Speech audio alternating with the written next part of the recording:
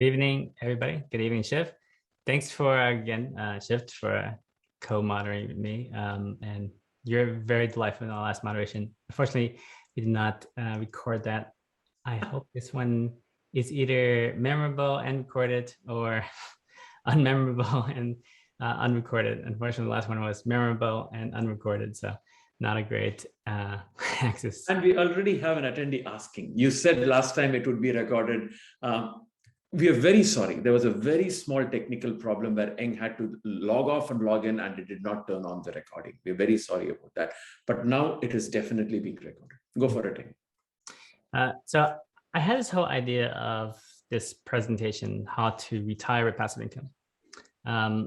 Ultimately, I love providing educational webinars to our audience, to our investors, to our community. Unfortunately, I had so many ambitious plans to do this and that. I distilled it, I think, hopefully to maybe a better digestible presentation where for many of you who I have talked to and had consulted or consulted, maybe some of these ring familiar. I want to really highlight sort of my perspective on investing. And we're not necessarily going to talk about how to retire. I think these are the tools to use. These are the advice, the concepts to use. They might not be the right, with the instrument, what's the investment. We will talk about investments at the end, but I think I want this to be a conversation. I want Shiv to challenge me. I want the audience to ask questions. I am always looking forward to these presentations because it allows me to really convey things that I really believe in my heart has allowed me to get here. And I think having talked to many, many people in different levels of success, distilling that and hopefully providing you guys value. With that, thanks for coming on Tuesday evening. We'll start the presentation. That's good. So how to retire with passive income. Catchy title, might not necessarily be what we're talking about, but I think what I want to talk about, first I want to introduce myself for those who haven't. We have an introduce Shiv, because I know our audience is growing bigger and bigger every day. In fact, today we have one of the largest registrations ever, I think. Maybe it's a catchy title. And then I want to go into sort of these themes of investing mindset, to think in percentages, optimize your capital, learn to love leverage, compound your interest, defer your taxes, where I'll highlight some examples, and invest. And then just a few slides on our opportunities, just to make it a little bit more actionable, just in case these resonate with you. Hi, my name is Eng Tang, CEO and founder of Toasty Capital. My background is in economics and finance, but also in tech, also in data science and analytics. I use all these tools and skill sets and experiences to think critically as an investor.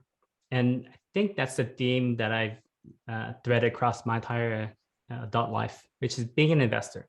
I've been investing since 2009 in real estate, then in crypto, and equities. And I think right now we're north of 200 million in assets under management. Shiv. Hey everyone, I'm Shiv Jayaraman. I live in the San Francisco Bay Area. The right column is probably what is more interesting, more than the left column, because it says investor.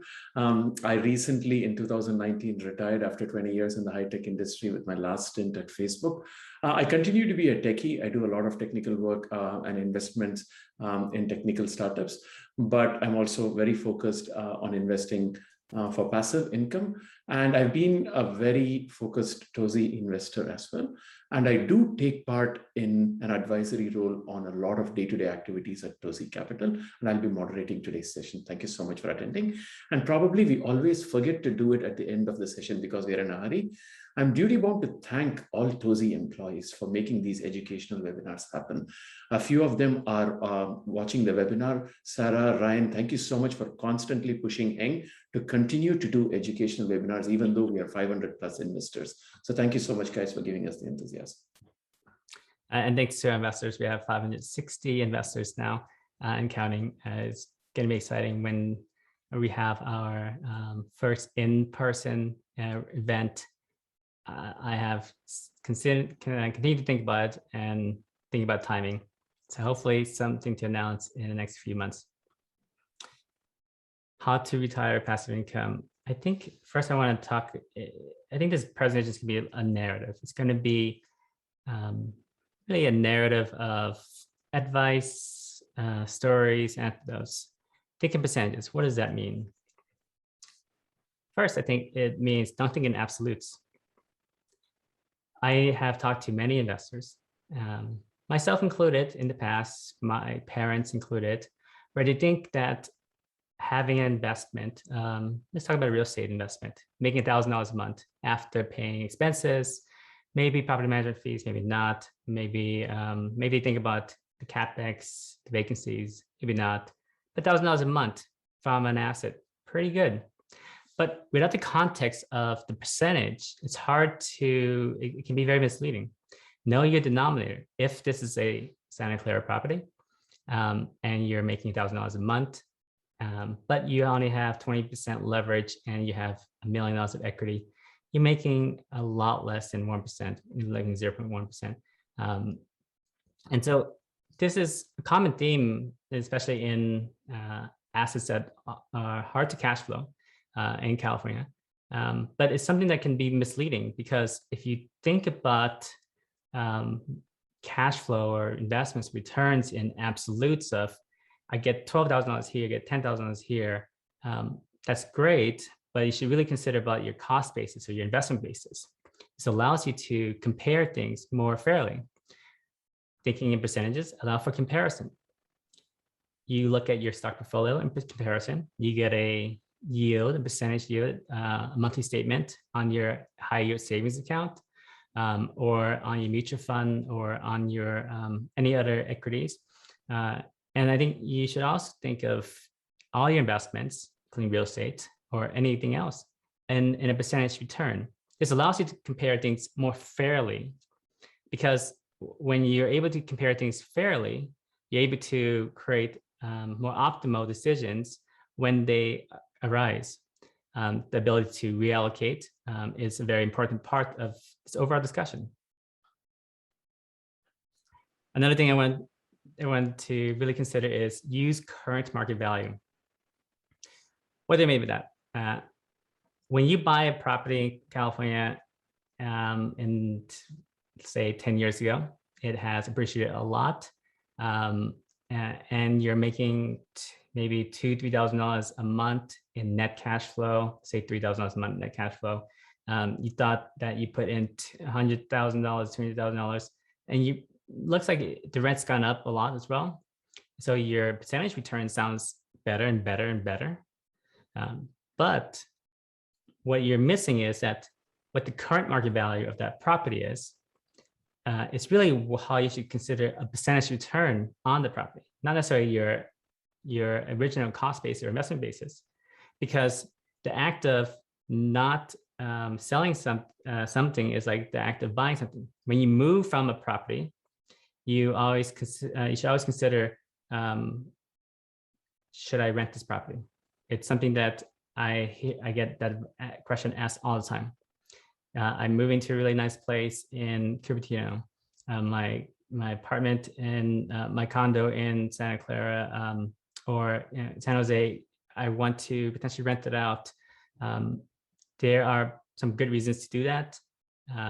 But typically, if you look at a financial perspective, it might not make sense because the current market value of that and the return value of that might mean that it's a low percentage return.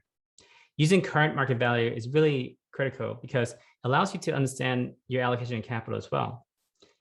Because it's not necessarily how much money you have or how much money you've invested in a particular asset.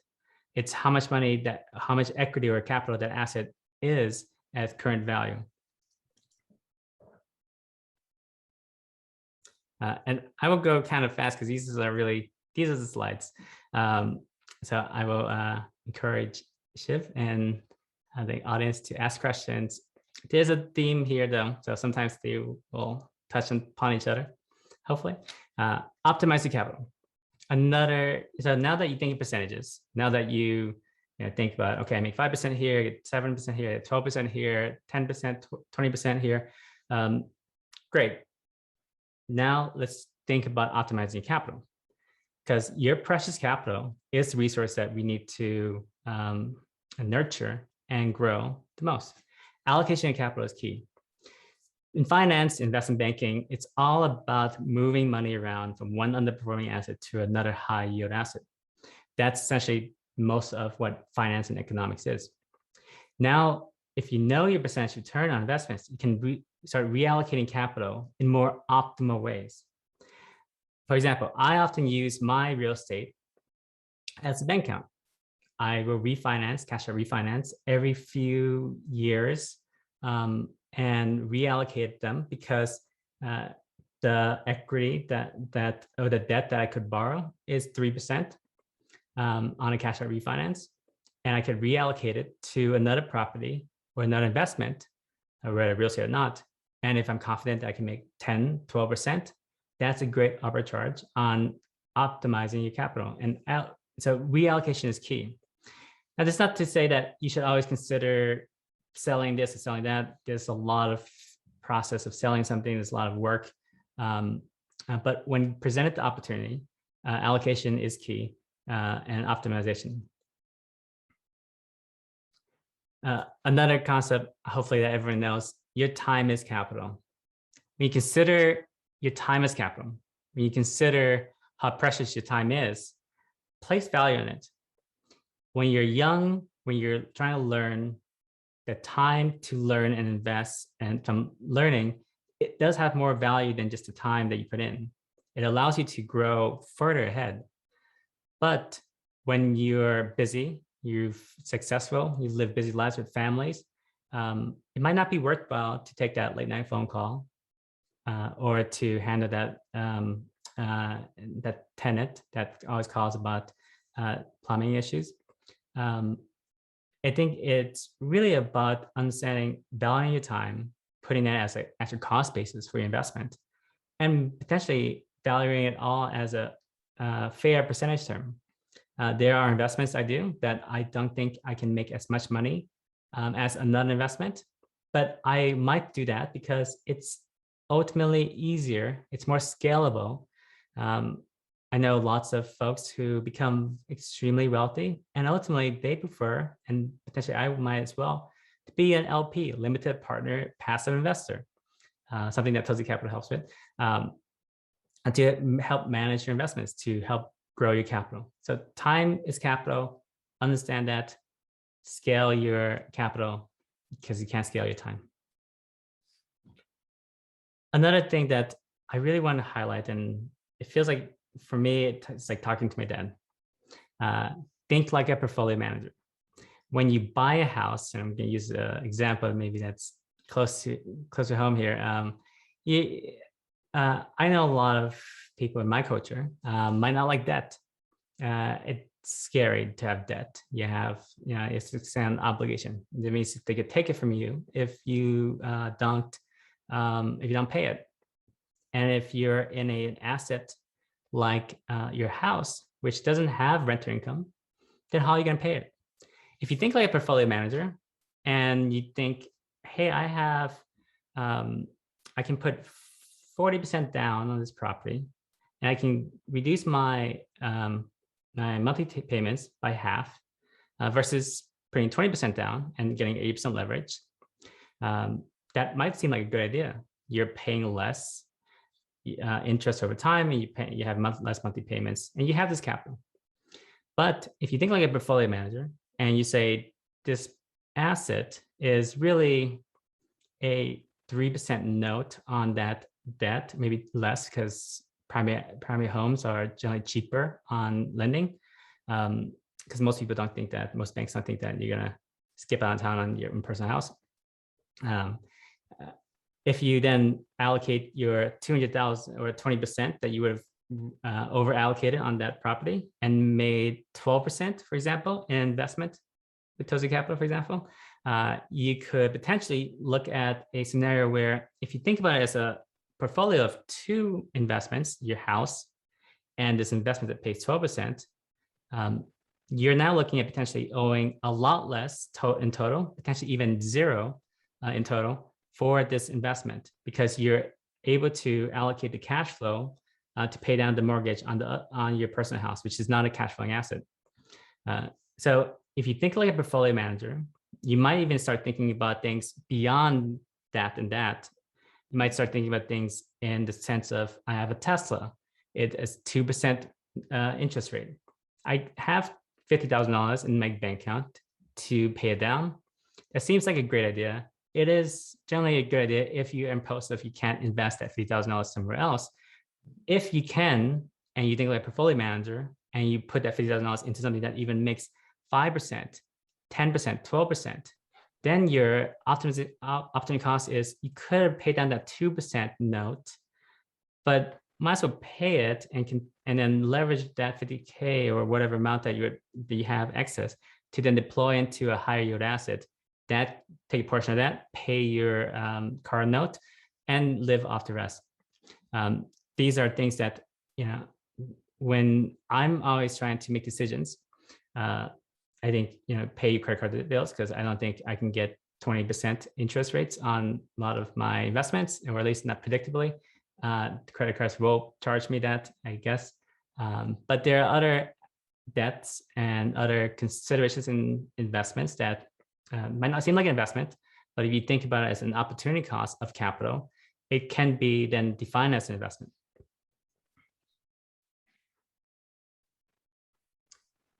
And before you go to the next section, couple of questions. Now I leave it to you. An investor wants an answer to a specific question about one of our Bitcoin mining funds.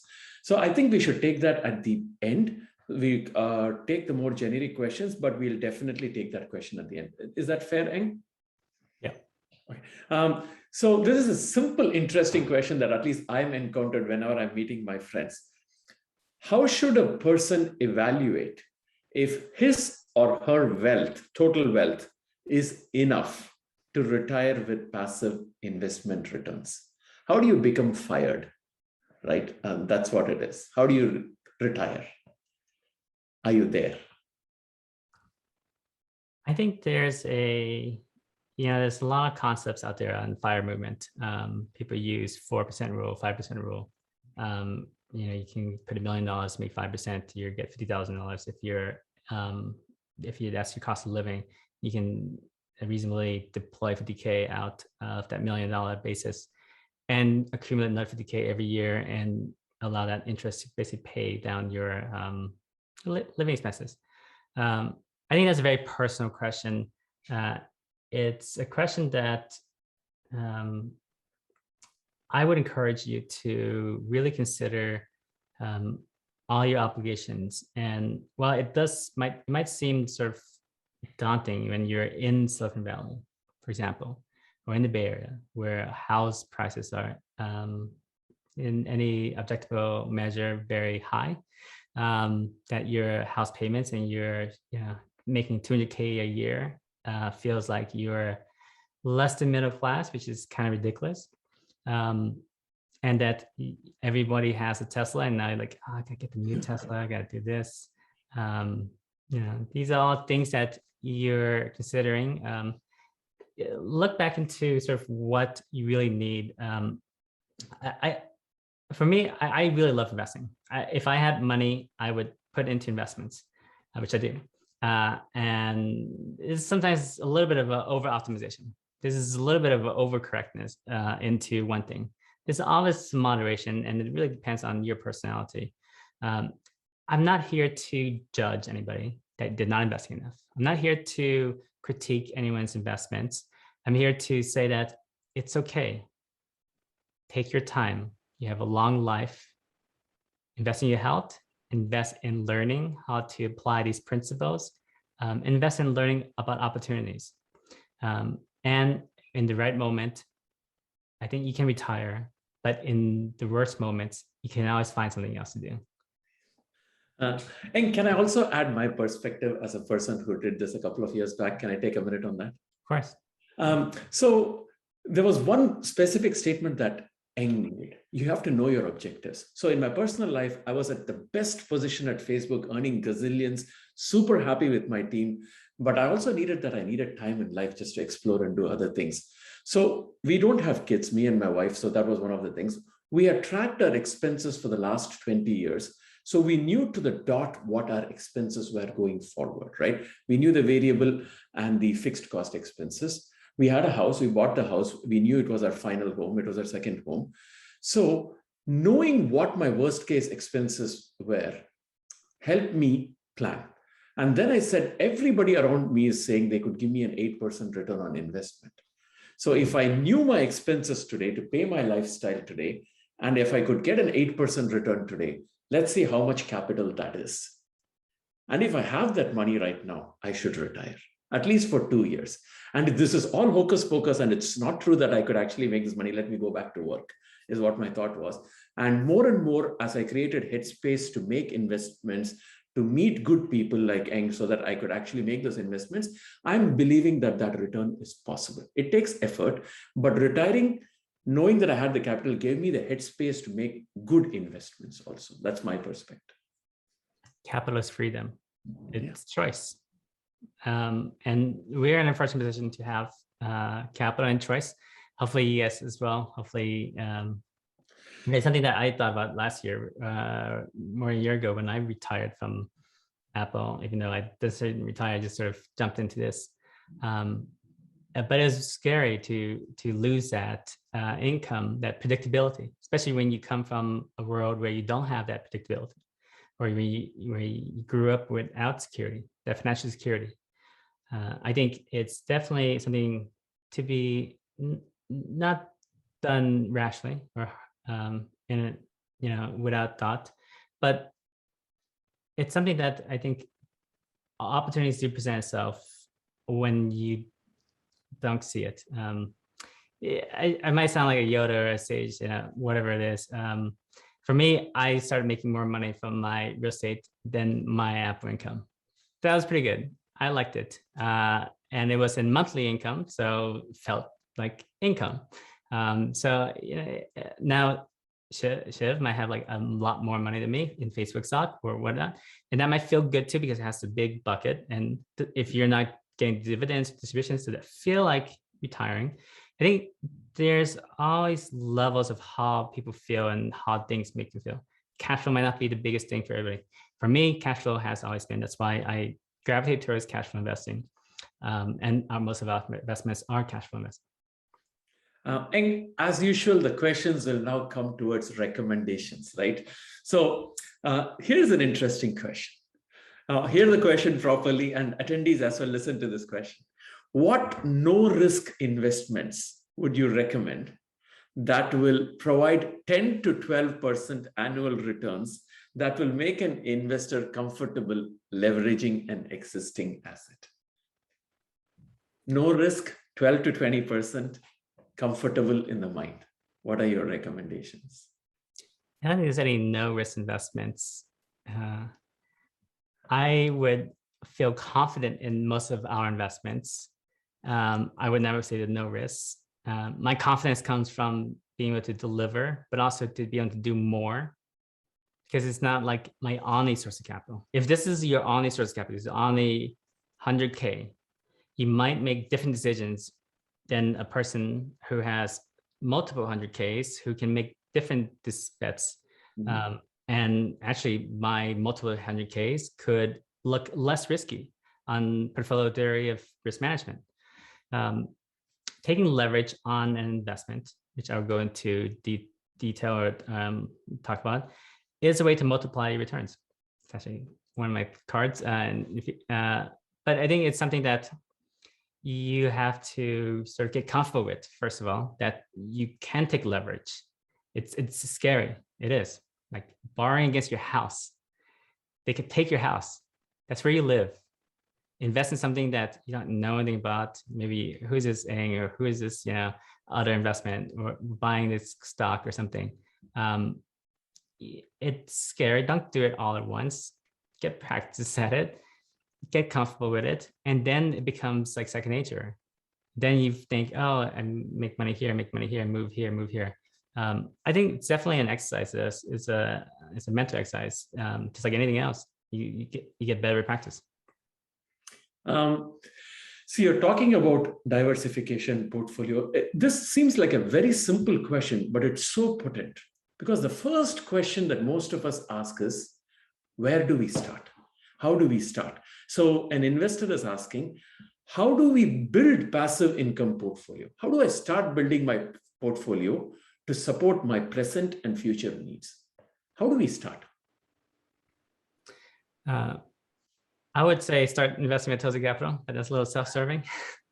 I would say understand what capital you can deploy that you don't need.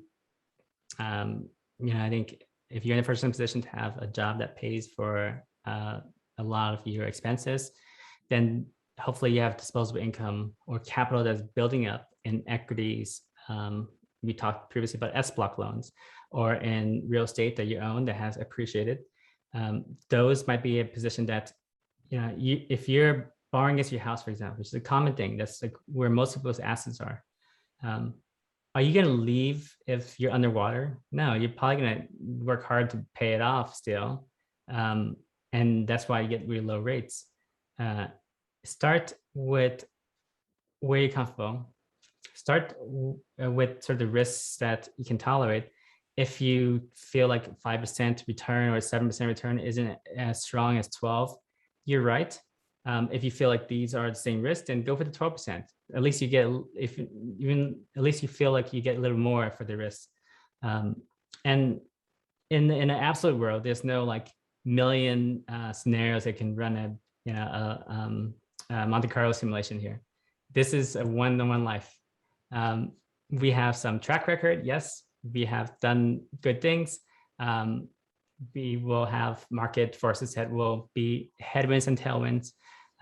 And it's tough to navigate all of it. But I think it's something that you should definitely explore with comfort. And for me, I'm so comfortable that I will take 1 million+ loans and whatnot very easily, drop a dime and do research that might seem very fast. That's probably why you see me going into different things, but that's because I've honed my experience in learning how to be an investor. I try to figure out what the risks are, how to mitigate those risks, and if I'm comfortable with the risk for the expected upside. And I'll make it very quick, but I also wanted to add one more perspective. So when I started my journey as a passive income investor, what I did was I did not look at the returns. I did not look at how rich I'm going to be. The first thing I told myself was I should invest. I took a small amount. Eng used the word discretionary money. In case that money doesn't come back, I'm not going to collapse. I took some discretionary money and I put it in an investment that I could understand. It was multifamily first. Second thing, I made sure that the investment was for a relatively shorter period so that I can see all aspects of the investments. I wanted to see dividends, or what we call distributions, coming quickly. I wanted to know what is handling a K1. If I take a K1 to my CPA, what will they say? Is he going to charge me $1,000 for every K1? I wanted to see that. I wanted to see what is return on capital, what is return off capital, what is capital gains, and how do I close on an investment? And I saw a full cycle. Then I said, oh, so this is what it is. I was able to wrap my head around it, but it started with first investing and not just reading and analysis paralysis. And that helped me accelerate. I just wanted to share that. And another good question is, what is your recommendation on where to park one's capital while waiting for the next right investment? Probably not in bank accounts. And if you're in Germany, you're getting a negative yield. I think that, I will close on this presentation, and I hate to be self-serving, but sometimes being self-serving also is serving for you, because I have an investment, Toasty Capital investment, that many investors have used as a place to park their money while they have potentially future plans. We call it PEC fund. It pays 1% a month, 12% a year. We've had an investor, for example, knew that he was going to buy a house in 7 months, didn't need to, wanted to make 1% a month from, I think it was like 400K, make $4,000 a month. Pretty good investment for him, and then he can reallocate it. So made a good amount of money. Then we have some investors who use the same fund to park and then to reallocate to future investments as they come along, because you might not like the current ones, or you might be waiting for the next one as we deploy different investments. So PEC fund is definitely a very liquid investment that we offer, pays 1%, very high. It's something that I'm hoping to continue to offer, but it's one of these things where we've paid a significant amount of money every month, and I really enjoy doing that. But I also really like the fact that people can have liquidity on it and move it to wherever they want, whether they take it back or invest into one of the other deals. Thanks, Eng. The next question is, yes, we need to love leverage, but how do you know when you're not over leveraged in real estate as a whole, or maybe in a particular asset class or across your portfolio, full portfolio? How do you know you're not over leveraged? I think there's lots of rule of thumbs. You might say 65%, 70% on a portfolio, include your assets, including your houses and your cars. For me, it's, can I buy the next thing? If I can't, I feel over leveraged. Do I have enough cash to buy the next thing? Do I have enough equity in a position that I can pull cash out and then deploy into a next thing? If I'm not really if my pace of acquisitions isn't that high, then maybe it's not that big of a deal. If you're, I think sometimes you could go really high in leverage and then just let it settle down and let it go down in terms of paying it down loan. Your investments would pay itself, you replenish. That's what I used to do when I was busy working in corporate America. I would buy a multifamily apartment building, leverage it up, buy something else, leverage it up, buy something else, but then have cool down periods, allowing me to accumulate again, both for my W-2 and for my investment and my equities on these on the real estate. Thanks, Eng. An investor asks, thinking about moving around assets, can you actually get a mortgage on a house that you actually bought in full cash? I'm assuming refinancing doesn't work since there's no mortgage to refinance. There's two things here. One, if you buy a house with cash, it will probably close faster. You have a lot of cash, congratulations. But you're missing out on one of the cheapest ways to finance and cheapest sources of capital, which is for primary mortgage debt. Now, if you haven't done it in the first, you could, within 90 days or 680 days in some banks, you can actually apply for essentially a primary mortgage and get a lower interest rate within that period. But I would guess that you're talking about you paid off your debt or you never had debt and you probably have a lot of equity. Maybe you haven't considered it. You can get a cash out refinance or HELOC, which is a line of credit, home equity line of credit. A cash out refinance essentially places a new mortgage, a 30-year mortgage, 15-year, whatever you want, and then able pull out cash up to a certain leverage point, typically maximum 70%, although sometimes 75% on cash out refinance. Awesome. More interesting questions coming. And can we take the questions, or do you prefer covering more of the slides before we go to the questions? Whatever you want. I can take some questions because I think these are important for everybody. Does Toasty Capital help investors with 1031 exchanges? For investors who do not know what 1031 exchange is, selling a real estate property or an asset without incurring the capital gains and transferring all of the proceeds to a future investment, thereby deferring the capital gains, is what is typically called 1031 exchange. Does Toasty Capital help investors with 1031 exchange? Yes, and we've helped 7 investors recently close a property in September, and we're helping a few more close a property in November. I would always encourage you to just ask us. We always try to accommodate In fact, sometimes we don't even think of having a 1031 exchange investment until we have several investors ask us. What we're trying to do here, and I've done this for my parents, is help allocate your capital more efficiently into passive income. I essentially finally convinced my parents to sell some of their underperforming, or in their minds, really good assets, but on a percentage term, not really that strong in California, and get a higher return and not have to work at all on it.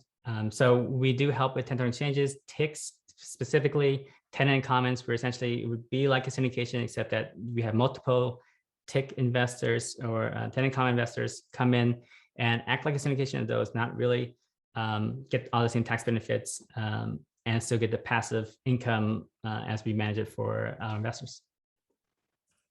Thank you, Eng. The next question is if there are questions about Toasty portfolio, what are our offerings and so on, I'll start asking those questions at 6:45 onwards. Okay, all about Toasty portfolio and so on. Does Eng have any recommendations for tools, spreadsheets, methodologies that can be used to track the performance of one's portfolio? Unfortunately, our investments are private equity investments or private investments. I think those are some of the best alpha because private liquid investments are typically have very good returns. We don't have APIs into Mint. If you were using mint.com or other personal capital, those would be good to examine your portfolio across many different assets. So I don't really have personal. Shiv, do you have any tools that you would recommend? You're at mute. I'll be honest, I use Google Spreadsheets with enormous amount of scripting and API. That's what, because I'm a focused investor. So let us look into that when we actually send out a response. If there are some tools that we found internally and I've logged in our documentation, we'll definitely share some tools with you. So sorry about that. An investor asks an overarching question.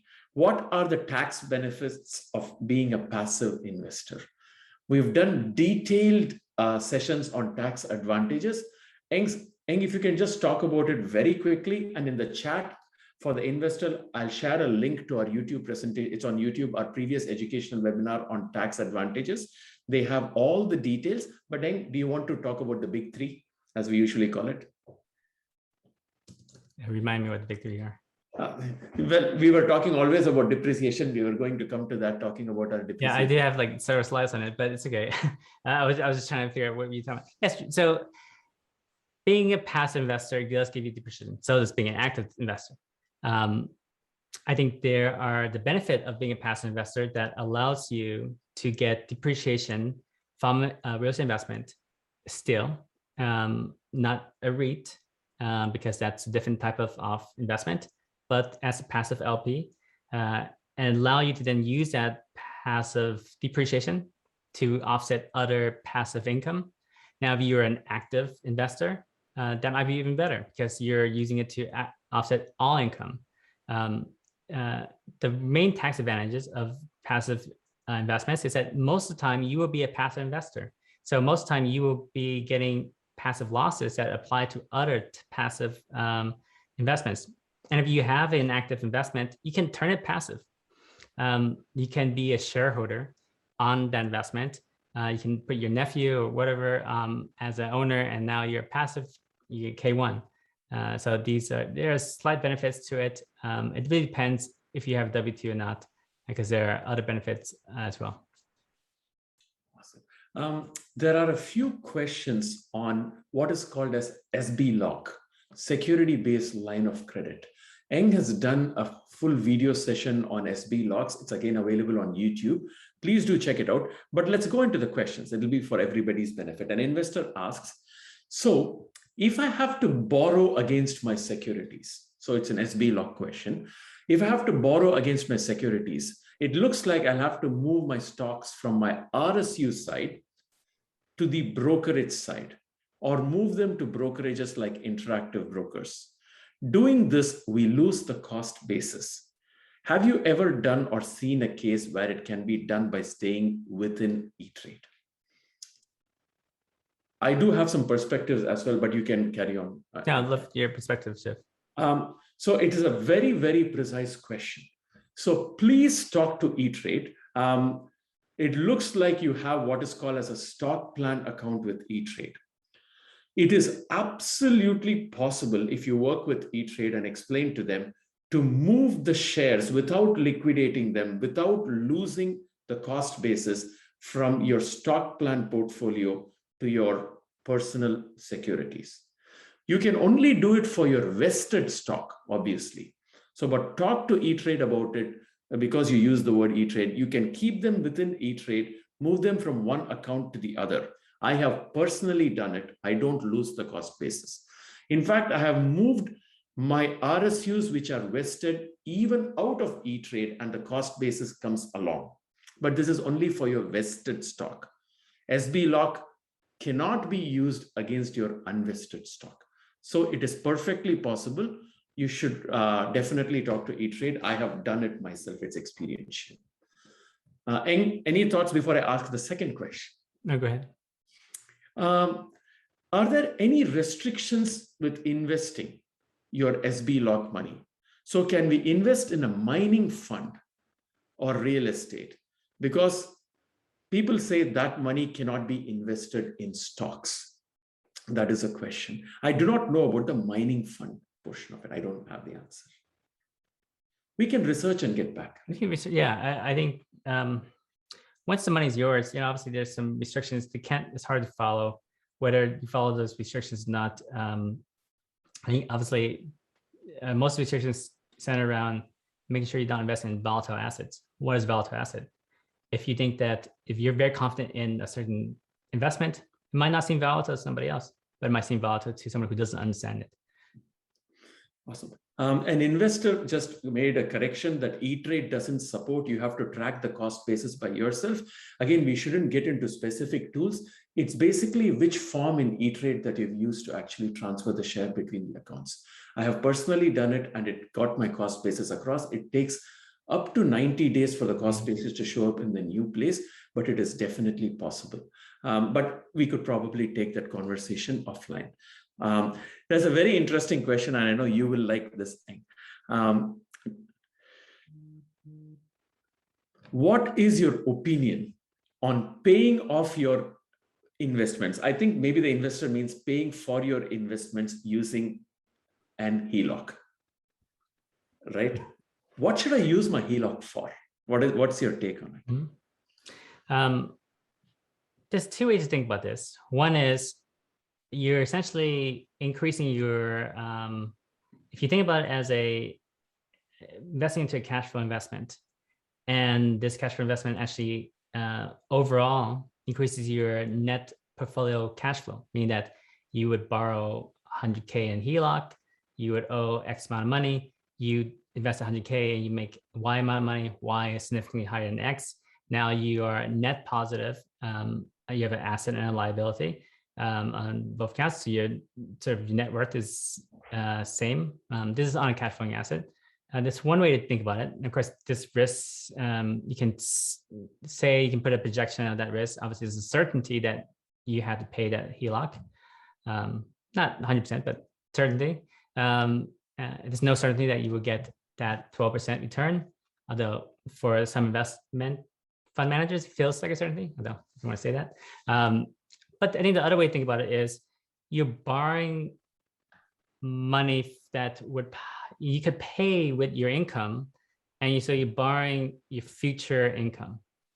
You're borrowing your future income. You're making 200K a year, 50K disposable income, and you could warrant another 2K a month in expenses that essentially allows you to create more potential income.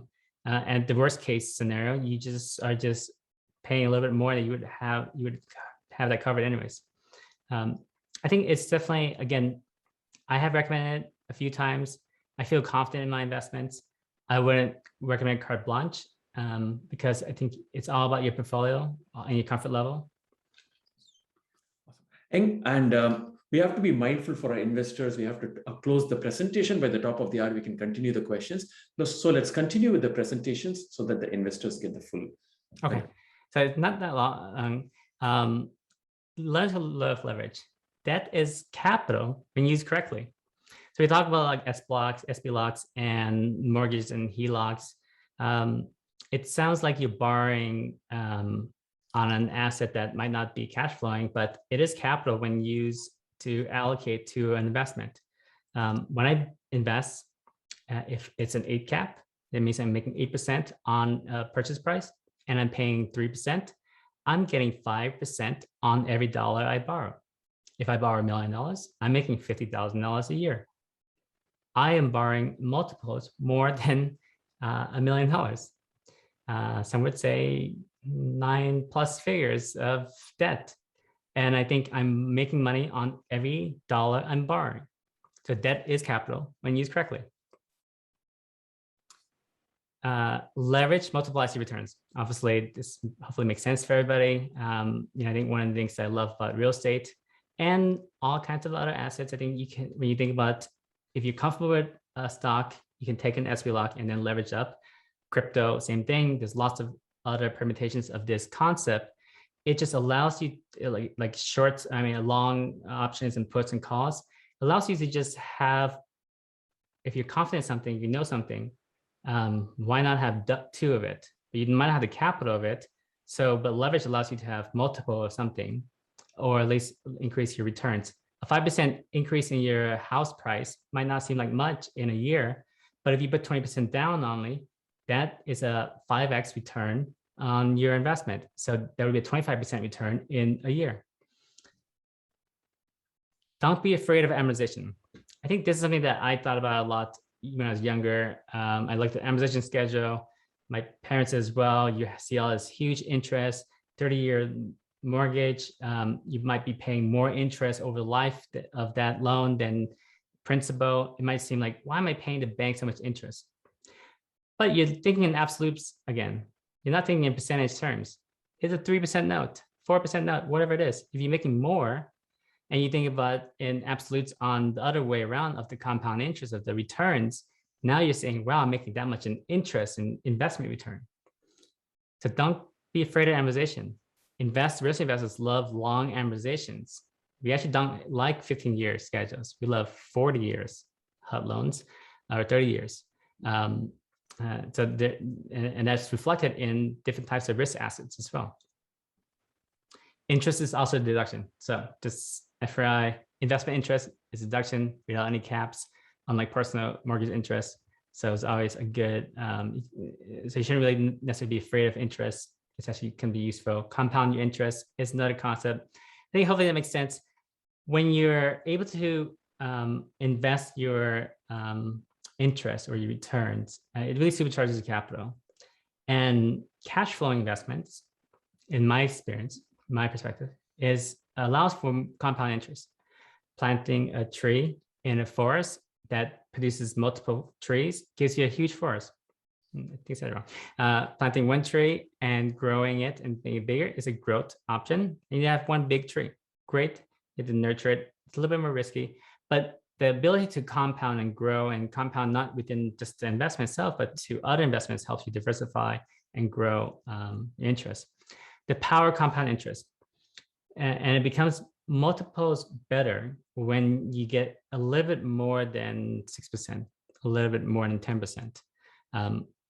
I want to highlight this 3 charts. You can go to any compound interest calculator, see the same thing. Investing $100,000 and getting 10 years of compound interest, getting that growth, 6% gets you $79,000 in net profit interest.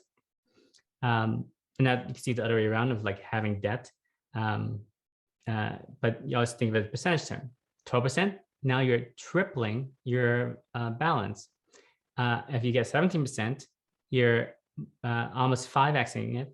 And if you think about it from a real estate perspective, if you make 12% returns and you're deferring taxes on it for the whole continuum, that is comparable to a 17% return, although that's not something that you would earn, something that you wouldn't have to pay. So 70% sometimes feels like 12% tax advantage returns. And then I want to just highlight that and I had a calculator, I can share the calculator. Let me polish it up. It might seem far in the future to retire. Investing $100,000 now and $100 every year, which admittedly is a lot of money, and making 12% returns and having significant tax benefits of each investment, by the 10th year, by the end of the 10th year, you'll be having a very significant cash flow, a balance of 2.2 million that nets you at 12% returns, $23,000 a month. Now, if you think about it and you think that this is a great place to feel comfortable to retire, 10 years feels not that long. And you probably have more investment capital to start than 100K. But even if you don't, you can get there sooner and have freedom and choice to do what you want in the future.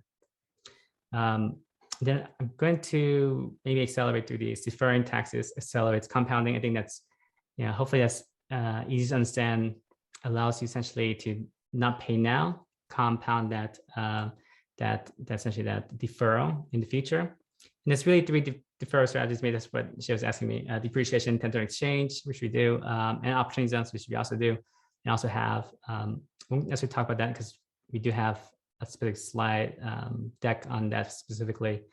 But I just want to highlight that all of us potentially have maybe used 401ks, and it's about deferring taxes to the future. It's about compounding a bigger bucket now. And in the case of real estate, if you're deferring it to the future by using depreciation, and you're making 12% a year, and you're not paying taxes on that 12%, you've saved $22,000, which if you sold in that fifth year, that depreciation would be owed, but it would be paid at a different tax rate, not ordinary income tax, and you would pay less taxes, but in the future. This assumes that you're not making any use of that 22K, but if you're using that 22K, now you're compounding even further. And then inflation is your friend when you invest and you leverage. Real assets are always get benefited from inflation. When you owe some amount of money in the future, inflation erodes that value of that dollar.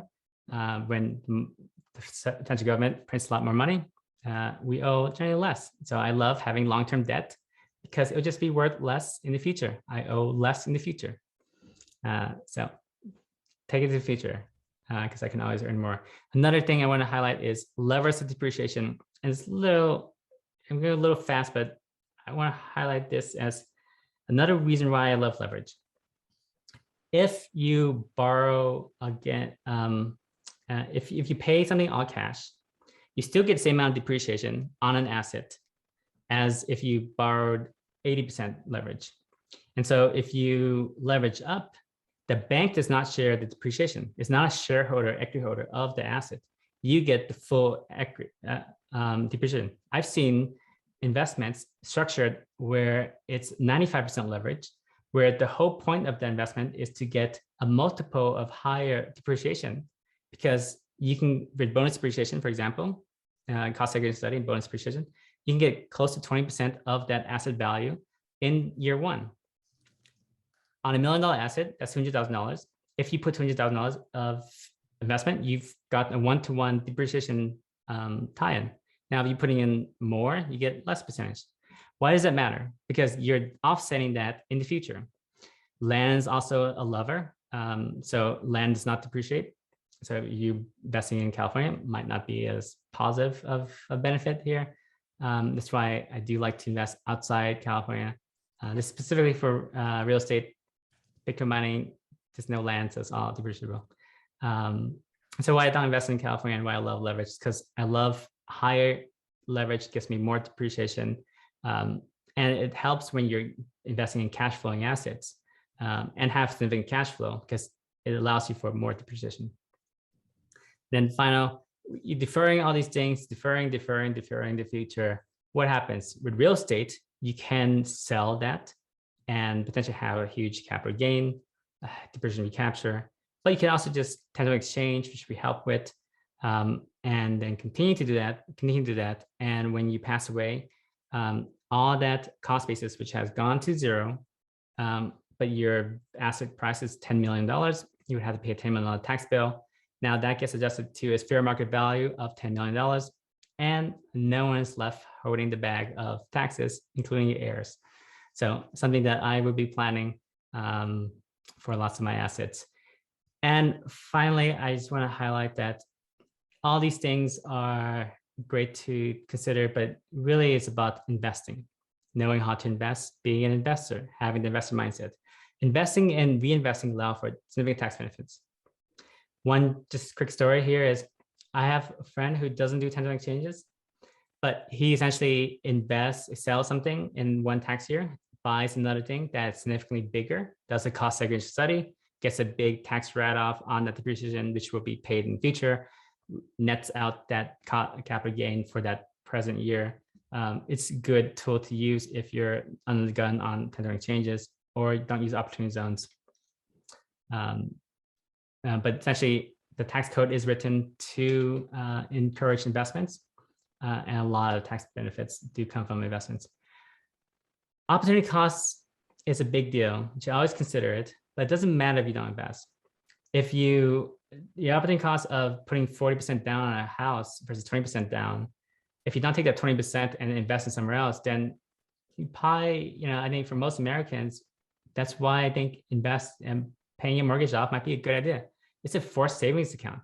It forces you to save, and because most time you're not going to use that money to invest. So if you don't invest, then opportunities doesn't matter. Then invest in yourself. I appreciate everyone coming and learning. Everything you do, every mistake you have is learning. And then, we're always trying to make your capital earn for you. You should do as well. You should cultivate your capital. You should send your capital to college. You should graduate your capital. You should have it work for you and take care of you, and not earn for your capital. And then finally, last 3 slides, just highlight our opportunities. We do have a real estate opportunity. It's not listed here, but these are some of the stuff we've done. Lots of senior living, lots of multifamily, some non-income producing ones, but still very predictable, and mostly income producing ones. We actually just closed on the Atlanta Maple Haven property. What is it called now, Shiv? It's called Stanton Yards. Stanton Yards, East Point. And then we have some, for those who aren't familiar, we have some blockchain data center investments. It's actually Bitcoin mining. We have 3 deployments in Nebraska, Georgia, and Colorado, which will conclude the end of the year. And we have some private equity investments. When I talked about Spacex a few months ago, I think Shiv was like, the high valuation. Well, how about now? The $100 billion valuation. Pretty good. Anyways, not always accessible. But PEC fund, definitely something that is accessible and something that we highlighted earlier. I really liked it because it does pay quite immediately. It pays 1% a month. You can also choose a compounding aspect where you don't need it 1%. You can compound it and grow even more. And you can always take it out and deploy into other Toasty Capital investments. So I want to end with that. Some options for you. I'm happy to, for anyone to ask about investments and go to the website. But kick back to Shiv for our Q&A session. Yeah, so thank you so much. That's the slides, but we have some very interesting questions from the investors. Mm-hmm. As always, at Toasty Capital, we will stay back till we answer all these questions. So we will send a recording. If people have to leave us at the top of the hour, we really thank you for your time. But these interesting questions will be part of the recording, but we're going to answer them live right now as well. There's one investor who's raised their hand. Unfortunately, it's a webinar, so we might not be able to get you on camera. So please do ask your question using the Q&A feature so that we could respond to you. And some of the questions from now on are going to be about our portfolio, and investors have specific questions. What are you holding right now? What's the breakdown of your current portfolio? I think you sort of covered it in the last 3 slides. But do you at least want to talk very quickly about the asset classes that you're focusing on? Yeah, there's a few asset classes we're primarily focusing on senior living, multifamily, and some real estate that I own personally that I'm familiar with. And I want to highlight these two asset classes as asset classes that we are continuing to explore, but understand that multifamily is very hard to get. It's very expensive. We're working hard on it. We also are focusing a lot on Bitcoin mining and blockchain data centers. This is a big asset class for us. We've done 3 funds. And for our first fund, for example, we paid 28% in 3 months. We have some very happy investors. And with Bitcoin mining, Bitcoin going up, it should continue to be pretty profitable. Awesome. An investor did ask, is the Spacex pre-IPO shares still available? I just responded, unfortunately not. But do keep in touch with us. As and when something comes up, and would be the first to reach out to investors. You talked about something called a PEC fund. Is the 1% per month in that PEC fund a guaranteed return, or is it subject to some market conditions? It's subject to me not going bankrupt, but otherwise, I don't foresee a scenario where I'm not paying that 1%. Is a factoring business. It leverages essentially acquisition of debtors and paying their debt, and they're getting interest payment from them. There's a robust amount of cash flow from it, and that then gets provided to our investors. We've done 2 series of it. We've had a successful probably 14 months of distributions. So I think it continues to be a big part of the portfolio, and we'll probably expand a little bit more in next year. 2 investors who are accusing you, Eng, with this question saying, how come we haven't seen anything new in the last 3 months from you? Mm-hmm. What are some of the upcoming opportunities? Well, unfortunately, we had one that was not recorded. Hopefully they're considering that one. Why haven't we new? I think that's a great question. It's something that I'd probably push Shiv. What's going on? To be fair, I think the market is adjusting. We are exploring ways to scale. Most investment companies of our size only do a fraction of our investments. We are in a fortunate position to partner with local experts to help them scale and to provide our expertise in growing those investments. We are working on a few other investments very hard. I don't want to, unlike other, don't want to say that. I want an investment to be really certain before I present to you. I want to have all the I's dotted and all the T's crossed. I want to even have acquired the land or the miners or whatever, sign all the contracts before it's presented to you. It should be served on a silver platter. Because while I will invest in many things that I don't have all the answers yet, I will risk my capital to explore for you. I don't want to risk my investor out your capital without having done the due diligence. And we will be providing some new investments in the next few weeks. I just don't like to be tied to timelines, because then I might be rushing something that might not be ready. Awesome. So I also have to be clear, right? So some of the deals that were there on Toasty Capital, they came and they closed very quickly, right? For example, Maple Haven, we were literally oversubscribed in 2 days. So normally in some other investment platform, you could see a deal like that stay for a month and a half. So that also makes it sometimes artificially seem like the deals are not coming quickly. Then there are some deals which are relatively shorter in nature. So we do not have separate webinars for that, because they actually are very similar to something we've done before. So I just had our investment relations person, Ryan, message me saying that is not true. We have a lot of deals open. Please sign up on the portal, and you will see all the open deals as well. And if you have time, we can talk about a few of those. That's a good point, because I'm thinking about new investments all the time. We have launched several new investments in the past few months. It that might not feel like we launched it because we don't have a webinar associated with it, or at least it's more of like a soft launch. We knew we had a lot of interest from our investors.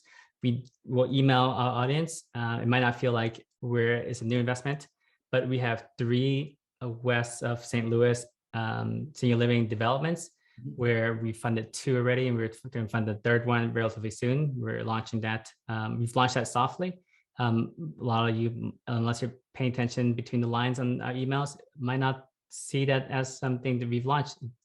We've launched another tranche of the PEC fund as well. It might seem the same because it will be the same, and it's just an evergreen investment, for at least it feels like it. But it's relatively new for investors in terms of another tranche. And then PEC fund, Bitcoin mining 3, like it's a 3rd one. It might not feel new, but it's considerably different, and it has been presented in the last 2 months now. Awesome. I'm just responding to some of the answers by text as well. Next question. This person has been waiting from the beginning with this question, right? They asked it in the 8th minute. They are talking about Bitcoin mining. Mm-hmm. The question is S9 miners lasting greater than 7 years now. S9 miners seem to be lasting greater than 7 years now, but you know what miners they're talking about. The Toasty mining funds miner account only for 3 years. Why not 5 to 7 years plus? That's the first question. Why don't we take that? Then I'll go to question 2. You're right. S9 miners are chugging along, not always, for longer, because it's becoming more profitable. If Bitcoin price goes up as it has gone for the last 7 years, then our miners would be as very profitable. We're not doing for 3 years. We're counting for 5. In fact, my internal projections are probably closer to 7. If Bitcoin price continues to grow, it will be more than 7. We will invest and mine Bitcoin as long as profitable. The second part of that question, Eng, is about the deals itself. Please explain the profit share strategy of 50-50 versus an 80-20 share with 80% to the investors. Wouldn't that be more fair? I appreciate that question. I think there's 2 parts of it. One is in a very profitable venture that's intensive and most times it's not 80-20. That's very much real estate. It's a much more passive investment and there's not much profit on it. The other thing I want to highlight is I'm structuring this investment specifically to be as favorable for investors with upfront. There's no acquisition fee. There's, in fact, a negative acquisition fee in the case of me acquiring the miners and passing along that cost basis with a 30% discount. I could essentially market up the miners when we get the capital, acquire them at a fair market value, pay a significantly higher cost, return back, and then charge actually a fee or pay myself during this time instead of thinking like an investor. So the structure I have is comparable to a pref return with a 70-30 or 80-20 profit share. But because of the pricing and the way I'm structuring it so that it's upfront, more advantage to investors. I want to send more money to investors sooner than later because not everybody's long-term bullish on Bitcoin as I am. I believe that it would be very profitable. It's very profitable now. Difficulty will go up. It might not be as profitable in the future. And I'm willing to take that part of that profit in the future and provide the certainty of now to investors. Thank you so much. And Eng, I'll just give you a breather, just a minute if you want to have a drink. A few investors have asked us, can you quickly summarize what investments are available with Toasty Capital right now? So as a follow-up, you'll be getting an email. You'll be able to sign up in a portal free of charge. There's no cost to that. And you'll be able to see the current deals that are open. But let me quickly summarize them. Bitcoin Mining Fund 3 is a Bitcoin mining fund. We've already had 2 of those which are closed.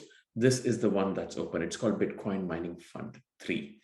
Missouri Growth Fund. You talked about the 3 properties in St. Louis are senior living facilities. These are growth funds. So there was one time when Eng mentioned that some of them are non-income producing. It doesn't mean they don't produce money. They're just not the monthly investment income return. These are more growth funds. So Missouri Growth Fund is a senior living growth fund that's available. PEC Fund 2, the short-term fund, that the second tranche of that is available for investment. There is also an opportunity zone fund. But do talk to Ryan and Eng before you invest in the opportunity zone fund. And there'll be more coming along the way. Eng, did I miss out on anything? I think I covered it all, right? Yeah. Awesome. Now, more interesting questions coming. The PEC fund, you're saying I could just get in, get out. How does that work? Can I come in anytime and get out anytime? Yes, essentially, the way that we structured it is allowing investors with a certain amount of period of notice to come in, and life changes, life happens, or if you can tell us well in advance that you need the capital back, we do deploy some of the capital to acquire more accounts that adds to cash flow. We are not taking capital all the time. If it's not open, that means we're full up, that we don't have the confidence to then pay the investors. It's 12% liquid. Sounds like you get $1 billion in the open market. We only want to take as much capital as we can manage on the investment side to pay the investors. So we are very careful of that equilibrium balance. But yes, many of our investors have received their PEC fund capital balance and returns well before a year, sometimes within a few months. And sometimes they use it as a placeholder for the next Bitcoin mining investment or whatever investment that they might not see now, but might want in the future. Is Toasty Capital looking into triple net investment opportunities? Haven't seen any from you guys. We will have one very soon in an enterprise data center. I own lots of triple net retail shopping centers. They've done well. I like them because they're passive for me. I don't have as much time to actively manage my personal investments as Toasty Capital investments. It's not something that I believe has a lot of strong alpha right now in terms of high returns. And the industry changes in case to case. There are different types of triple net retail, triple net investments, including self-storage, data centers, etc. And we're exploring a few with a data center potentially in mind. And 10 more questions, but interesting ones, so let's carry on. But there's one question on the chat which is interesting because we've always tried our best to do good by investors. But as the investor base is growing, an investor is asking, is it that all investors will get a list of every investment opportunity by email, even if you don't have a webinar, or is there some other criteria? I think we have to make it very clear, right? Our emails are getting longer, they are getting denser. Mm-hmm. So we should solve this problem for our investors. It almost is very hurtful when you hear an investor saying, I did not even know about this deal. Mm-hmm. So I think it's more of a feedback for our team to make sure that our investors know about every investment. Yeah, sometimes I'm just so busy in day-to-day operations as well as investment. I talk to an investor who's a long-time investor, and they might have missed the last 2 investments because they weren't, their lives are busy. They don't have time to check the emails, and we're not announcing it like most other people do. We just, maybe we'll have one email about it. Something to take in mind, feedback. I appreciate it. And to all our investors, if you think we should structure our emails differently, if we should do something else about our communication, which will make it easier for you, please reach out to Ryan. Please reach out to Eng. We will immediately take action on it and pivot on that. Anything to do your consumption of information in a better way. So really sorry about that. Going back to PEC, I can enter anytime, I can exit anytime. But what would the return on investment, the distribution be looked at? Is it short-term capital gains? Is it long-term capital gains? Can I offset it against my Bitcoin loss? It's classified as a qualified dividend. It's classified as a dividend. You're essentially investing in a fund that's an LLC. That LLC invests in a C Corp that issues qualified dividends to that fund. C Corp, being an American entity, can issue qualified dividends. It will still be a K-1 to investors, not 1099. It's something that we've thought about considerably. It's sort of the easiest way that we can provide significant tax benefits in a non-depreciating asset. There are two questions which talk about this general concept. So how do you source your investment deals is one way of looking at it. How do you gather information or educate yourself about a new asset class? Because the investor says, if I recollect right, you, Eng, personally started off with single family, non-commercial properties, and you moved into commercial real estate. How did you educate yourself? How do you source your deals now? I think I pride myself in being flexible and nimble, and that might seem potentially scattered or, all over the place. One thing that I always try to do is put my money into something to learn, because that's the best way for me to learn. I have access capital. I can do that. Not for everybody. Of course, I'm trying to do it on behalf of myself as an investor, as well as my investors, and to learn how to scale it and see if capital can be a fuel to making it better, making it a strong investment.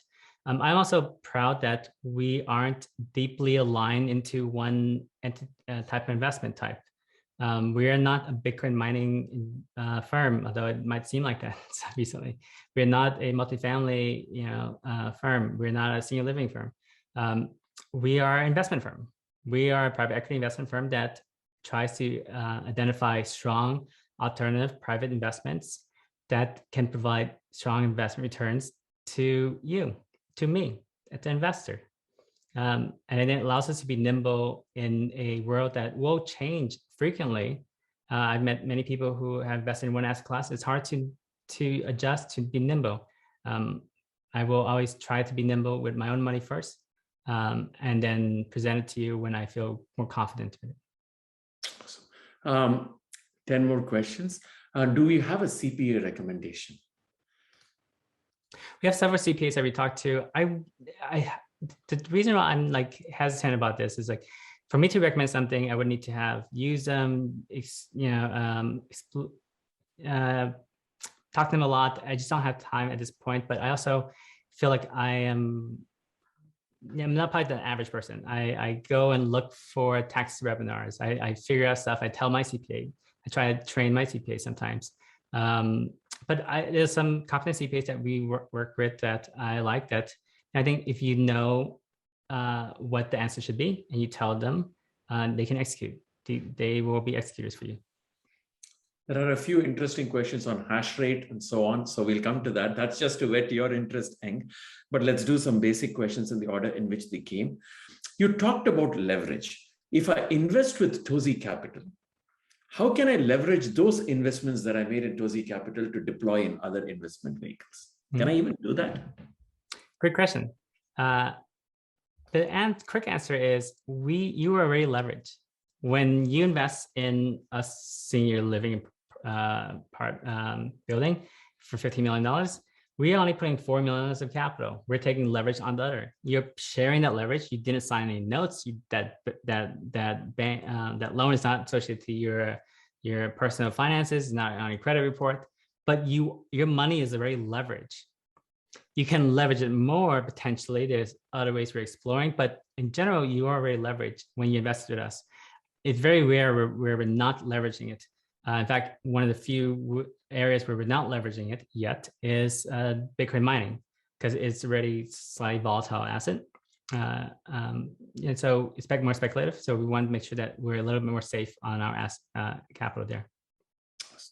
An investor asks, if you cash out refinance, how do you determine the issue of possibly turning a cash flowing asset into a non-cash flowing asset? I'm not sure I got the question. You might. Yeah, so I see what they're saying. So maybe the question is, you have a property that makes some cash flow, but when you do a cash out refinance, you're adding a lot of debt burden to it. Now your P&L is negative, and so you're creating such a negative cash flow. Again, it's all about thinking in percentages term. If you can think in percentage term, you will note that potentially that's negative percent return asset probably might not be the best asset to have, but you're still using it as equity, which has significant value capital, deploying it to something else and then putting it as a portfolio. Now, potentially, if you're investing that cash out refinance and putting it in the same P&L, just two different assets, you would be potentially, hopefully, more monthly pay, income than just having that one singular thing in mind. And the follow-up question was also, can an investor sell their asset and 1031 into your syndications? Please do reach out to Ryan. If you have a 1031 idea ahead of you, 1031s are always about planning, and executing. Toasty Capital can help you execute on it, but you should plan right. Do talk to Ryan. We have current investors, past investors who've taken advantage of it, but discuss with that so that we can help you. And it's something that I feel bad that we don't announce more often. And let us know how to market this better, because marketing is oftentimes just communicating, letting you know opportunities. We have a tender exchange investment opportunity that will be closing in November. If you are in your 45-day period and you want to identify that and can close, then that could potentially still be an option. I don't know, maybe I'm speaking for Ryan, but in general, I don't think we've even announced that opportunity to anybody. It's just mostly people have asked us. We've sort of done some matchmaking. We had this investment that we were looking at that we were going to do, and we allocated to our TIC, Tender Exchange investors. But we didn't announce it, so that's something that I do feel bad. I want to present opportunities when they come. So let us know how we can better communicate these opportunities when they come. Yeah. So if you are in a 1031 exchange situation currently, where you've sold your property or within the 45-day window, definitely reach out to Ryan. We have an opportunity. It's a 3-year investment term, but definitely reach out to Ryan. There is a generic question, Eng. When should a 1031 exchange be done? I think for some investors, it's useful to answer that. When should you do a 1031 exchange? You have a lot of profit to exchange. If you have a negative profit, then there's nothing to exchange. You take the loss. It's actually a good thing. If you have a little bit of profit and it's a thing or a percentage term, say you sold something for $1 million, your cost basis is 900,000. You have a profit of 100,000, but you have very little debt, and so you would have to put in a lot of your own proceeds, maybe close to 800,000 the proceeds and 100,000 of profit to tender exchange and shelter the 100,000. The alternative there is to pay taxes on the 100,000. The other alternative is to take the 100,000 with more flexibility, invest it into an opportunity zone fund. Don't get the full benefits of the exchange because you did pay the taxes in 5.5 years, but you get the benefit of not paying taxes in 10 years on the capital appreciation. But you can also get the benefit of diversifying the investment beyond profits into cost basis into something else. So it depends on how much profits you're trying to offset. And because it is kind of a lot of money and a lot of time, not a lot of money, it's like $3,000 for QI. It's, some amount of money for legal and titles and all this other stuff. It's mostly time. And that's why we ask for everyone to want tender exchange to ask us. We're here to help. But we need some time and some advance notice. And do investments at Toasty perform better than certain technology growth ETFs that are popular out there, which return 20 to 30% a year? Now, if you have something that can guarantee me 20-30%, I would love to invest. I deploy my money in tech growth stocks all the time. I have money in Tesla, in SpaceX. I have a lot of my money in crypto as well. I think of these things as diversification. Tax advantage investments have got to me here. Lots of other people are more wealthy than me at earlier ages, and they have used tech growth stocks as one of those accelerants. So I would never poo-poo on any investment. I think it's up to you to gauge your comfort level with an investment. If you think you can scale into something by learning about something, then doing it again and again, investing in ETF, being really good at picking those growth stocks, that could be something that will be your alpha. Thank you. An investor asked, probably I should have caught this question on time. Can you give an example of investment interest deduction? Probably it's something that you mentioned. I haven't heard this before. Maybe something new I can learn. I don't know if they're talking about mortgage interest deduction. The question is, can you give an example of investment interest deduction? Any investment, well, not really. So say absolute, but most investment, including mortgages, or notes or business loans are and interest is a deduction against taxes. It's a loss in the P&L. If you think about it in its most simplistic terms, every real estate is just a business. You're making rent, you got expenses. Expenses include interest payments. They did not include mortgage payments because that's an application against your principal, but it includes your interest payments. But if you're a personal residence, you do have a cap. That cap has been lowered because of the latest Trump Tax Act of the SALT limits. But with commercial real estate and other investment real estate, there's no cap. I probably pay millions of dollars of interest a year. They're all deductible. But think about it as a P&L. So is all my other expenses. It's just an expense that I have to bear, but I can leverage it to offset my revenue. Hash rate. What about the hash rate competitiveness of that equipment? We are talking about S9s as newer and higher hash rate equipment get produced. Could it be rendered obsolete in less than 5? They have S9, S19. They're talking about hash rate competitiveness. This is why we're always acquiring the latest generation miners. Again, this is a speculative, risky investment.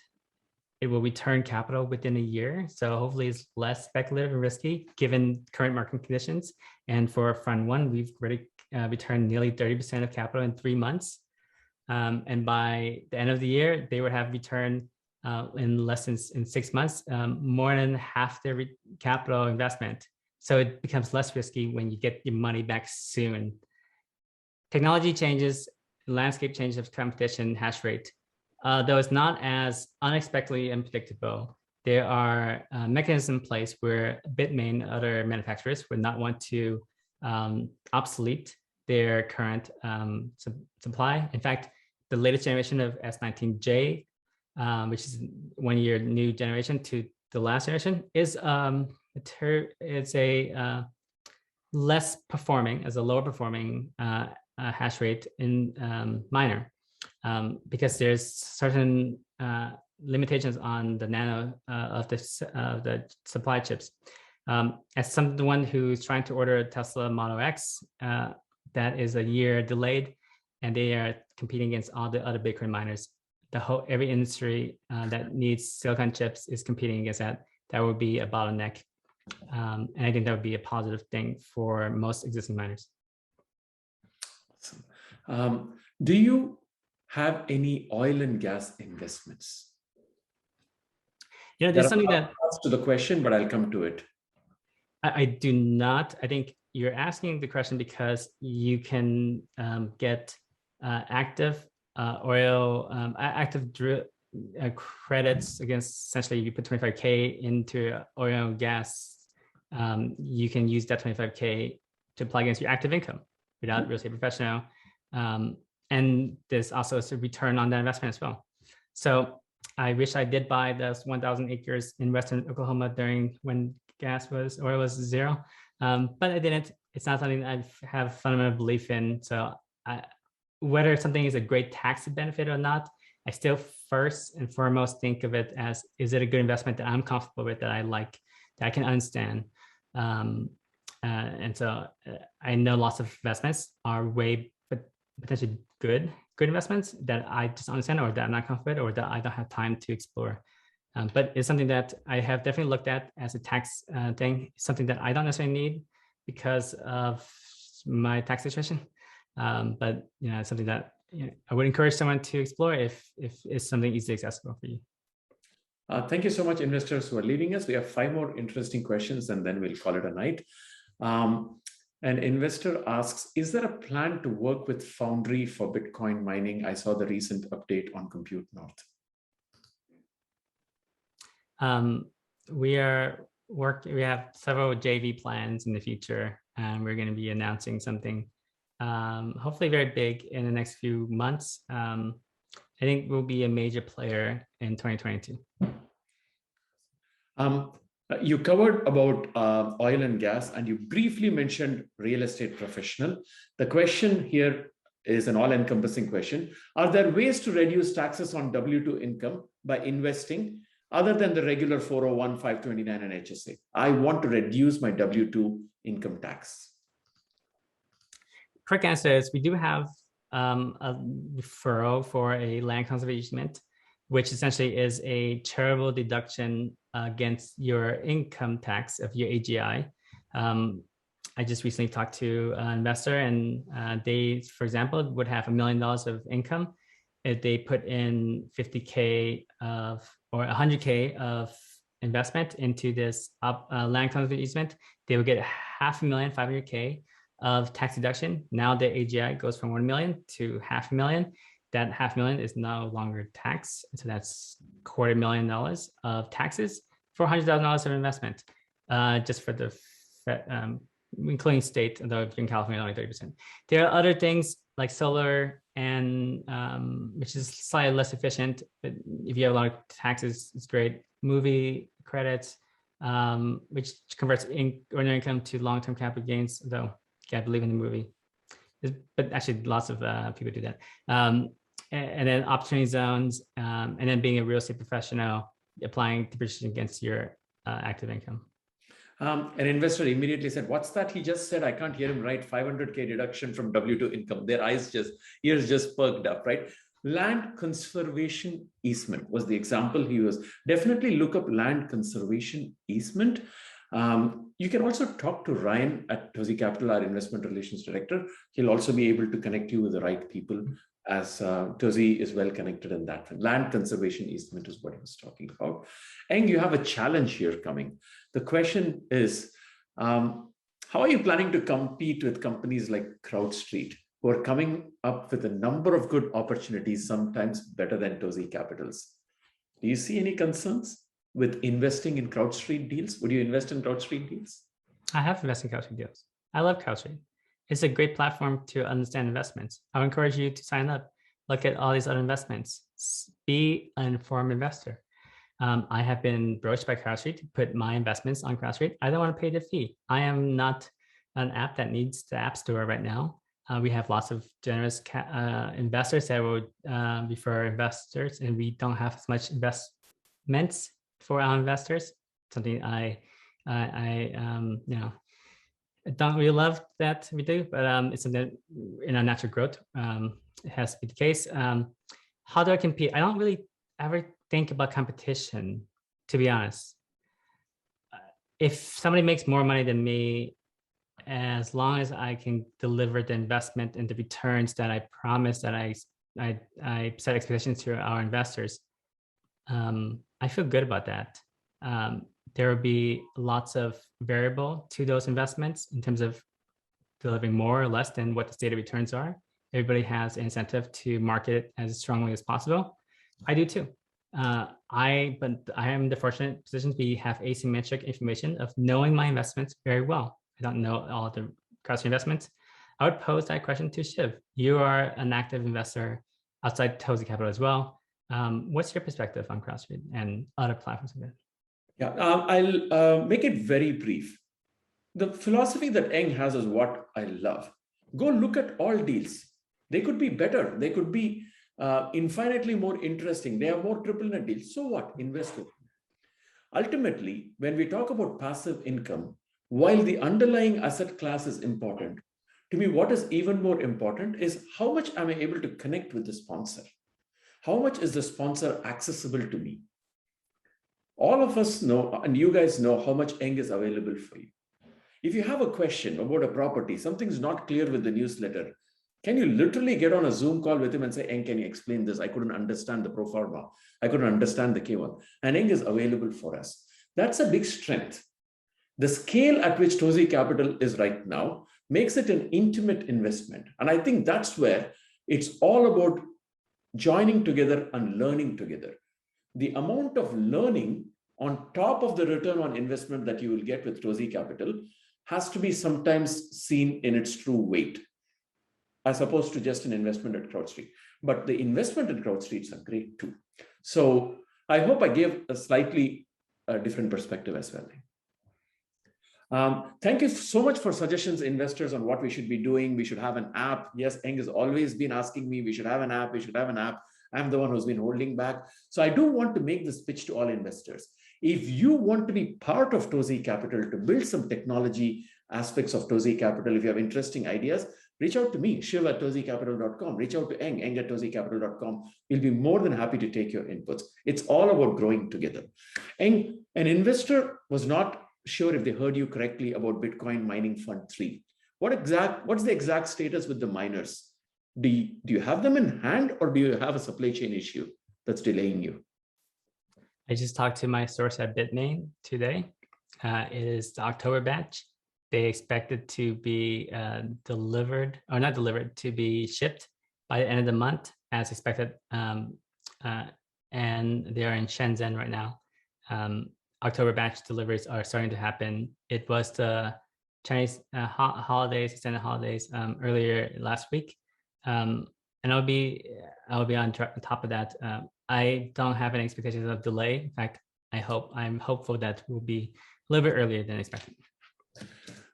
Yeah, but we are on track as per the published date, right? We are on track, and I will, when we do go off track, which has happened for real estate investments and Bitcoin mining investments, the supply chain issues are stuff that I can't control. COVID is something I can't control. I will either first try to fix it and then try to inform you how I fix it and what the solutions are. And then at least tell you, so it's we set expectations. But as of now, I'm very optimistic. Awesome. An investor says, I have found offerings in Toasty to be more compelling than most of the opportunities on CrowdStreet. We humbly accept that, right? We know we have to grow. We know we have to be more widespread. And I do want to make this statement because Eng will not make it. If left on his own, we would definitely have had 6 to 7 more deals this year. It is the Toasty Capital team that has put pressure on Eng to slow down, because we had to shore up our operational abilities. It's not fair to have good deals, good investors, but not have the power to actually deliver on operationally. So we've held Eng back. We've held you, our investors, back. We're working really hard to grow operationally. We've hired enough. So hopefully we unleash the true power of our investors and Eng with more deals. So sorry about that. Eng, would you pursue an off-grid natural gas mining investment, or do you think it's too risky to pursue, with below the surface mining being more risky than immersion cooling or air-cooled mining? It's loaded, right? It's loaded. Question. Off-grid does present some opportunities to not be tied to the grid. The scaling is a bit harder, right? So in the natural gas flare, you have to put a certain amount of containers around it, mobile units, etc. But you can't, but you still have to have a personnel and staff site so that it can quickly resolve an issue. So scaling is harder than a big data center that's on air. These are all things we're considering. I am talking about this all the time. I'm really happy to maybe even have a deep dive discussion with some investors who might be very interested in learning. I think part of why we do any of this is to get people comfortable. I try to learn, I then try to inform. My need to inform is also my need to learn, to distill my thoughts, distill my investment thesis in a way that gets instant feedback from you. So your questions are always appreciated. It's something that I'm thinking about. We have a lot of interesting things planned. I will present to Shiv and my team, and then they will let us know what is actually possible. Awesome. An investor asks, how can they help Toasty Capital to grow operationally? Thank you so much. Please reach out to us. All help is needed, but I'll tell you where the operational difficulty comes.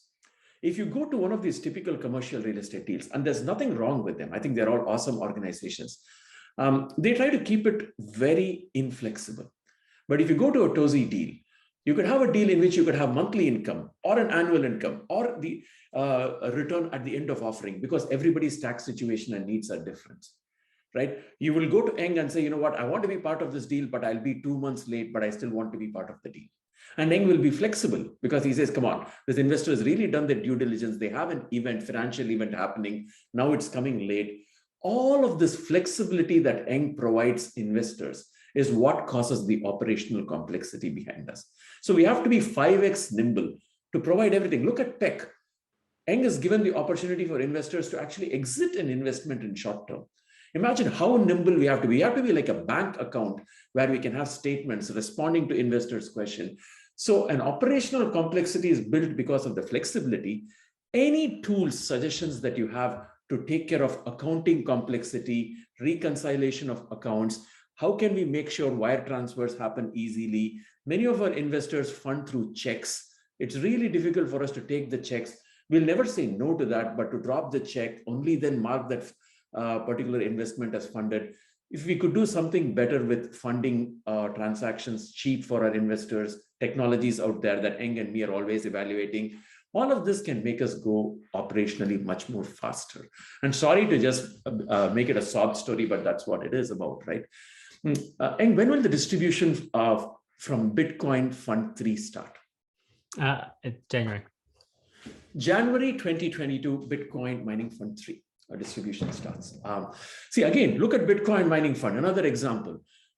It's not inflexible. If you want your returns in Bitcoin, you can take it in Bitcoin. If you want it in cash, you can take it in cash. If you want to reinvest from a previous fund to the next fund, you can do it. He provides the flexibility, and that increases the operational complexity. We'll continue to grow and make sure we meet all the requirements. Last question. What would you recommend with regards to tax filing once we start building passive income? Right? I'm doing real estate investment, OZ, Bitcoin mining, and so on. I've got K1s. Should I have invested through an LLC, or should I just say, yeah, personally, it's fine.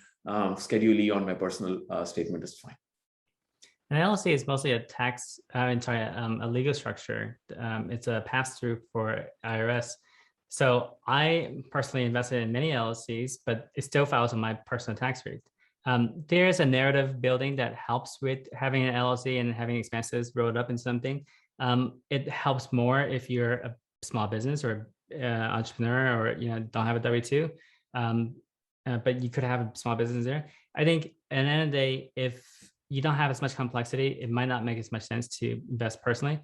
But I never discourage it. I think setting up an LLC is very easy. Investing in an LLC is very easy. Paying the $850 franchise fee is very easy. It's if you're in California. And so I don't think it's necessarily that additive.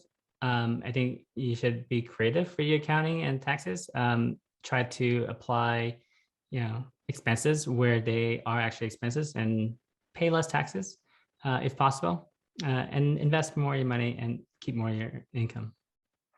Awesome. With that, actually, we're done with all the questions, Eng. So thank you everyone for joining us. The recording will be available for people who ask. The recording will also have the Q&A portion. So definitely share it with your friends and family. Thank you so much for your time. We'll definitely follow this up with an email. Back to Eng for closing remarks. Thanks everybody for attending. It's one of our 7:46 already, longer webinars. I think what I like about these webinars is my ability to interact with everybody, to answer questions that's related or unrelated, to present on a topic that I think could have value. I'm always open to feedback, open to suggestions on what we could prove better or what we can research and help our investors in achieving or learning about. But again, thank you, Shiv, and thank you to the entire Toasty Capital team for supporting us and our investors. And have a good night. Good night, guys.